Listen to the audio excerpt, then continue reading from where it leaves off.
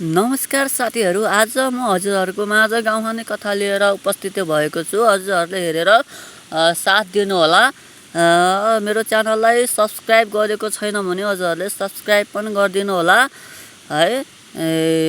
ल त साथीहरू, म अब ढिला नगरिकन गाउँखाने कथा सुरु गर्न गइरहेको छु। प्रश्न नम्बर 1 मा रहेको छ, एउटा फर्सीमा 7 वटा फल पुरै मिलाउँदा 9 वटा झ्याल के होला? ल त साथीहरू सोच्नुहोस् त के होला? 3, 2, 1, go! यसको उत्तर रहेको छ टाउको र शरीर। ल साथीहरू, अब अर्को प्रश्न रहेको छ।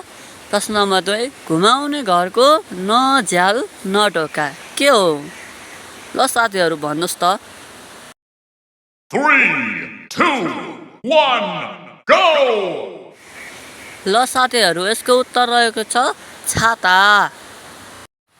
ल साथीहरू, अब अर्को प्रश्न रहेको छ। प्रश्न नम्बर 3, यताबाट तान्दा उता घट्छ, उताबाट तान्दा यता घट्छ के होला साथीहरू? ल एकछिन सोच्नुहोस् त। 3, 2, 1, go! ल साथीहरू, यसको उत्तर रहेको छ चुरोट तानेको। ल साथीहरू, अब अर्को प्रश्न रहेको छ। प्रश्न नम्बर 4, उल्टो पढ सुल्टो पढ अर्थ एउटै हुन्छ, पक्कै खान मिठो लाग्छ, तिउन त्यसको बन्छ के हो? ल साथीहरू एकछिन सोच्नुहोस् त अनि भन्नुहोस्। 3, 2, 1, go! ल साथीहरू, यसको उत्तर रहेको छ रहर। रहर भन्न नबुझे दाल हो है साथीहरू। ल साथीहरू, अब अर्को प्रश्न रहेको छ। प्रश्न नम्बर 5, चाँदी जस्तो फुल हुन्छ सुन जस्तो फल, टिप्न जाँदा बगाउँछ रगतको भल के होला साथीहरू?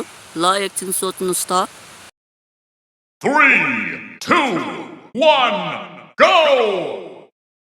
ल साथीहरू, यसको उत्तर रहेको छ ऐसेलु।